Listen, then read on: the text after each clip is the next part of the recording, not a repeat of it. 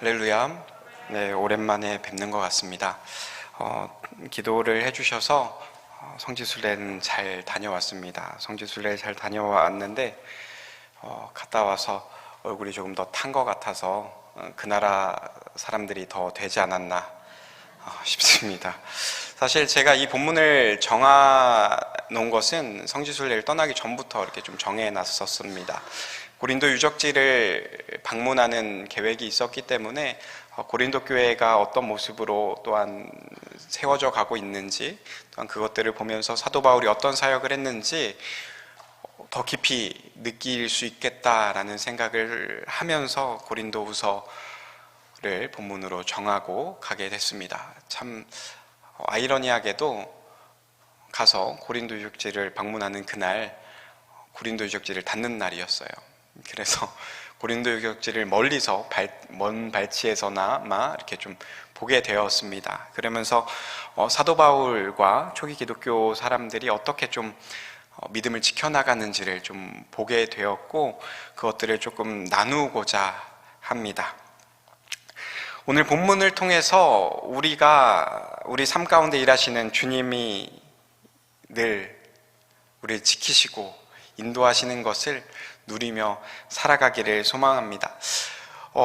총량의 법칙이라는 것이 있습니다. 그것이 무엇이냐면 전체적인 수량이나 무게가 같다라는 것이죠. 그래서 모든 사물에는 총량이 정해져 있고 그 총량을 벗어나 존재할 수 없다라는 것입니다. 우리의 인생에도 이 총량의 법칙이 조금씩 적용되는 부분들이 있습니다. 어떤 이가 그렇게 인터넷에 쓴 글이 있습니다. 고난 총량의 법칙이라고 이야기를 하고 있습니다. 우리가 일생에 있어서 받는 고난들의 총량이 정해져 있다라는 거죠. 그래서 지금 앞에 닥친 고난들이 얼마나 큰지 우리를 힘들게 하지만 지나고 나면 그것들이 별일이 아니었음을 또한 보게 된다. 그러면서 사람이 인생에 있어서 고난을 당할 총량이 정해져 있다라는 글을 보게 됩니다. 틀린 말은 아닌 것 같기도 합니다. 하지만 오늘 말씀에 보면 사도 바울과 또한 성경에 나오는 인물들을 보면 그 고난 총량의 법칙을 좀 벗어나는 일들이 많이 있는 것 같습니다. 사도 바울의 경험한 삶의 고난들을 헤아려 본다면 그 고난 총량의 법칙을 좀 벗어나야 되지 않을까. 그리고 그것들을 보자면 우리 앞에 있는 고난들이 얼마나 클지 두려워질 때가 있게 되는 것이죠. 사도 바울의 삶을 보면요, 그리고 그가 경험한 고난들을 보면, 또 그가 살았던 삶을 보면 얼마나 힘들었는지를 우리가 볼 수 있게 됩니다. 특별히 오늘 8절 말씀에 이렇게 이야기하고 있습니다. 형제들아, 우리가 아시아에서 당한 환난을 너희가 모르기를 원하지 아니하노니 힘에 겹도록 심한 고난을 당하여 살 소망까지 끊어지고 라고 이야기를 했습니다. 아시아에서 당한 고난이 얼마나 컸으면 살 소망까지 끊어졌다라고 이야기를 할까요? 아시아에서 당한 고난, 그것들이 어떤 것이 있을까요? 우리가 잘 아는 것처럼 아시아 지역에 있었던 일들이 있습니다. 에베소 지역에서 은장색인 데메드리오가 자신의 수금되는 돈들이 적어짐으로 인해서 바울과 함께 했던 이들을 핍박하고 고난에 처하게 했던 것들을 우리가 기억하지 않습니까? 그것뿐만 아니라 사도 바울이 이 고린도 교회의 문제들을 듣고 그들을 위해서 썼던 편지들을 보고 고린도 교회가 한 번에 바뀌었으면 좋았을 텐데 그러지 않던 모습들을 경험하게 되는 것이죠. 또한 그 고린도 교회의 거짓 선지자들을 통하여 그리스도의 종들이라고 자청하는 거짓 선지자들을 통하여 자신의 입지가 고린도 교회에서 점점 줄어드는 모습들을 보면서 정신적인 스트레스가 굉장히 컸던 것을 볼 수 있습니다. 심지어 육체적으로도 많은 고난을 당했던 것을 우리는 알 수 있는 것이죠. 그것들로 인해서 살 소망이 끊어졌다라고 이야기를 하고 있습니다.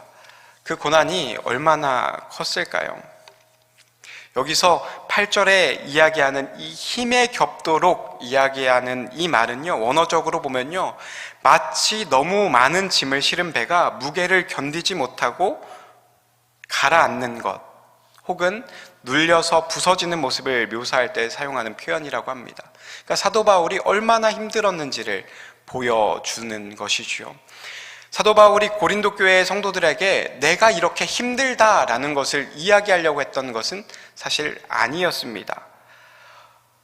사도 바울이 그곳 가운데 겪는 고난이 자신의 한계를 벗어난 정도, 그 정도의 극한 상황임을 우리에게 알려주는 것이죠.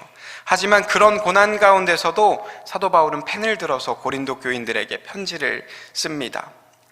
그 이유가 무엇이냐면 고린도 교회에 있는 문제들이 아직 해결되지 않았기 때문이죠. 고린도 교회는 많은 문제들을 가지고 있었던 그런 교회였습니다. 특별히 고린도후서 본문 뒤에 보면은 11장에 보면 아까 말씀드렸던 것과 같이 거짓 사도들을 고린도 교인들이 용납했을 때 그들의 신앙의 순수성을 잃어가는 모습들을 보게 되는 것이죠. 우리가 역으로 한번 생각해 보셨으면 좋겠습니다. 우리가 개척을 해서 교회를 세워놨습니다. 그 교회가 잘 성장하기를 소망하고 바라는 마음에 많은 사람들을 세워놓고 그곳을 떠났습니다. 근데요, 들리는 소문에 그 교회가 복음의 순수성을, 신앙의 순수성을 잃어간다라는 소식을 들었다면 우리는 어떤 마음일까요? 참, 우리가 자녀들을 키워가지만 그 자녀들이 잘못되는 모습들을 보는 것과 같은 그런 아픔이 아니었을까요? 자신들을 그리스도의 사도로 가장하는 자들이 나타나서 자신의 자녀와 같은 고린도 교인들을 흔들고 있는 그 모습들을 보게 된다. 얼마나 마음 아픈 일이었겠습니까? 그들의 모습, 고린도 교회의 교인들의 모습들과 사도 바울의 모습들을 보면서 우리의 믿음을 다시 한번 되새겨보기를 소망합니다. 우리들의 삶을 보면요, 때로는 고린도 교인들과 같은 모습들을 할 때가 있습니다. 때로는 우리가 믿음의 연수가 많이 차 있지만, 주님을 믿는 믿음의 신앙의 시간들은 많이 있지만, 때로는 말 한마디에 넘어지기도 하고 쓰러지기도 하고 어떤 한 사람의 이야기에 일희일비하는 일들이 우리들 가운데 있는 것이죠. 그래서 히브리서 5장 13, 14절에 나오는 것처럼 이는 젖을 먹는 자마다 어린아이니 의의 말씀을 경험하지 못한 자요 단단한 음식은 장성한 자의 것이니 그들은 지각을 사용함으로 연단을 받아 선악을 분별하는 자들이니라 라고 이야기를 하고 있습니다. 우리가 이 장성한 자의 모습이 아니라 어린아이와 같은 모습일 때가 많이 있는 것이죠. 작은 장애물에도 쉽게 넘어집니다.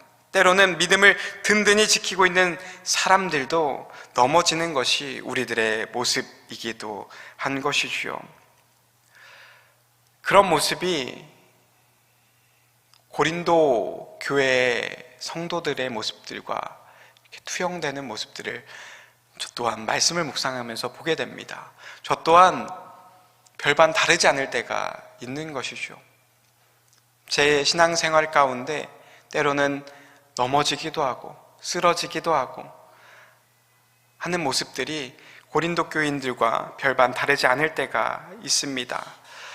고린도 교인들이 아까 말씀드렸던 것처럼 거짓 사도들로 인하여 사도 바울에 대해서 의심을 하기도 하고 또한 그의 요청을 받아들이지 않는 것처럼 또한 우리들 가운데도 그런 모습들이 있을 때가 있는 것이죠.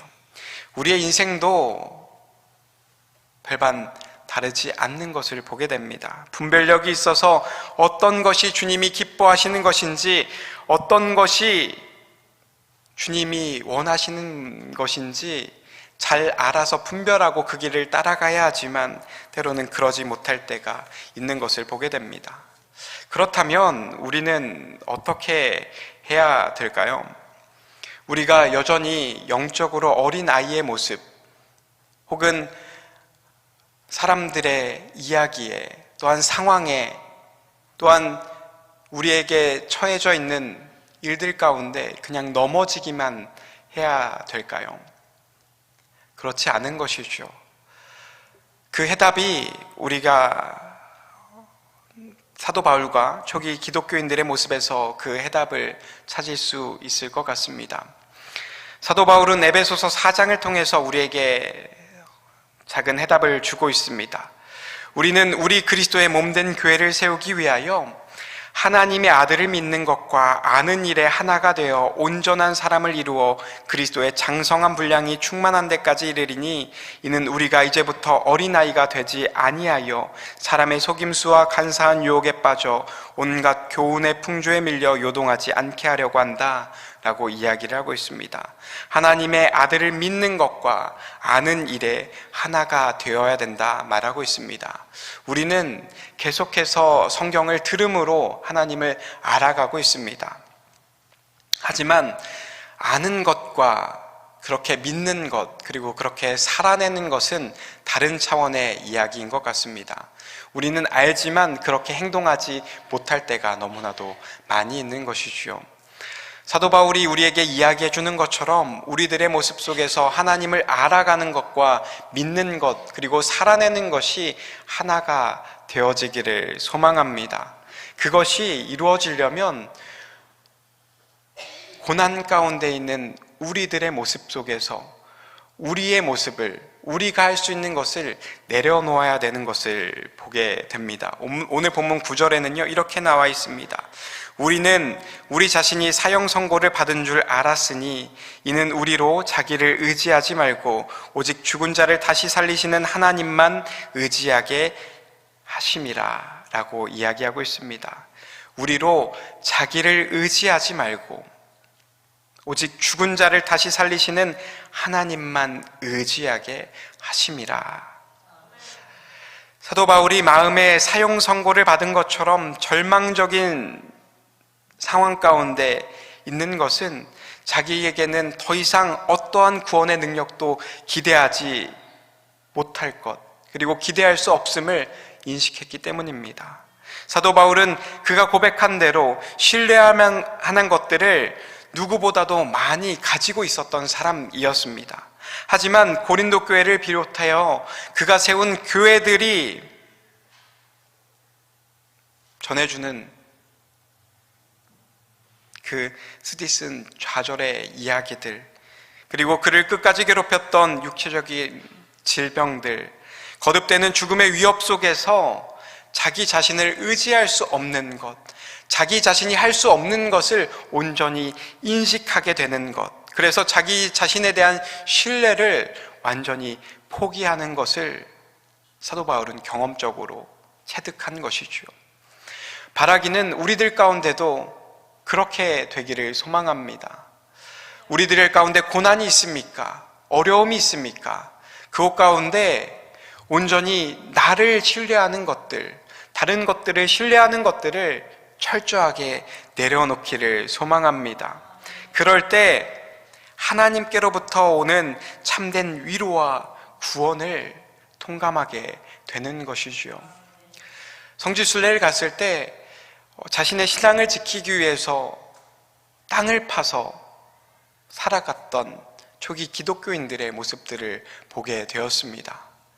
그곳을 지나가면서 이렇게까지 하면서 이들의 신앙을 지켜야만 했던 이유가 무엇일까를 다시 한번 생각해 보게 되었습니다.